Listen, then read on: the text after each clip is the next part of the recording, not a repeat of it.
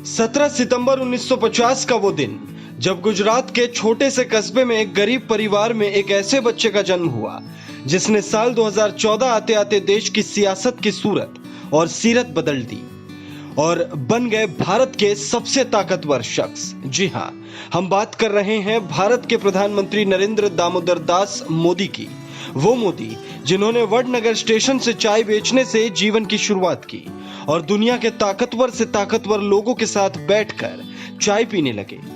PM Modi ने इस सफर को तय करने में कैसे कैसे दिन गुजारे, उस पर एक लंबा इतिहास लिखा जा सकता है, लेकिन आज हम उनके जिंदगी के अहम बिंदुओं पर चर्चा करते हुए बताएंगे कि आखिर शून्य से शिखर तक के सफर को तय करने में उन्हें कौन कौन से मोड़ से गुजरना पड़ा।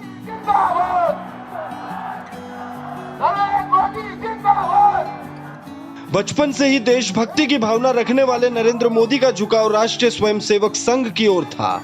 वे 1967 में 17 साल की उम्र में अहमदाबाद पहुंचे और उसी साल उन्होंने राष्ट्रीय स्वयंसेवक संघ की सदस्यता ली। इसके बाद 1974 में वे नव निर्माण आंदोलन में शामिल हुए। इस तरह सक्रिय राजनीति में आने से पहले मोदी कई वर्षों तक राष्ट्रीय स्वयंसेवक संघ के प्रचारक रहे।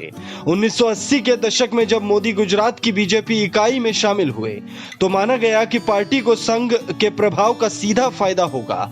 वे वर्ष 1988-89 में भारतीय जनता पार्टी की गुजरात इकाई के महासचिव बनाए गए। नरेंद्र मोदी ने लाल कृष्ण आडवाणी की 1990 के सोमनाथ अयोध्या रथ यात्रा के आयोजन में अहम भूमिका अदा की।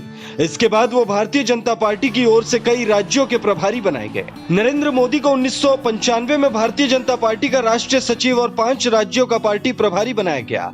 इसके बाद 1998 में उन्हें महासचिव बनाया गया। इस पद पर वो अक्टूबर 2001 तक रहे, लेकिन 2001 में केशुभाई पटेल को मुख्यमंत्री पद से हटाने के बाद मोदी को गुजरात की कमान सौंपी गई।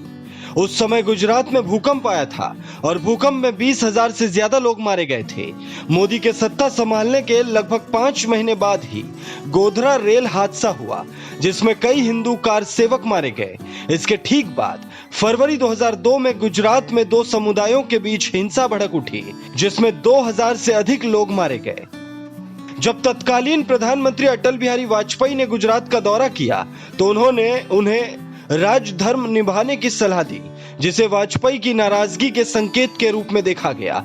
जब भारतीय जनता पार्टी में उन्हें पद से हटाने की बात उठी तो उन्हें तत्कालीन उप प्रधानमंत्री लाल कृष्ण आडवाणी और उनके खेमे की ओर से समर्थन मिला और वे पद पर बने रहे। इसके बाद मोदी ने एक नए तरह की राजनीति की शुरुआत की, वो थी विकास की राजनीति। इस विकास की राजनीति ने जहां गुजरात को देश के सबसे विकसित राज्यों के कतार में ला खड़ा किया, वहीं मोदी की छवि ज्यादा गुजरात नामक एक सफल कंपनी के सीईओ जैसा बन गया। अब भ्रष्टाचार के मामले में बेदाग छवि रखने वाले नरेंद्र मोदी के पास सियासत में 3 हथियार थे।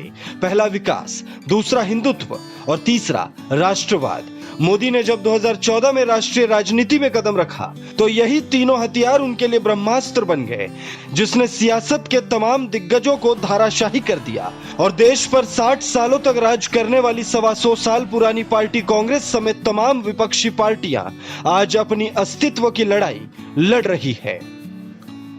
फिलहाल इस वीडियो में इतना ही। धन्यवाद।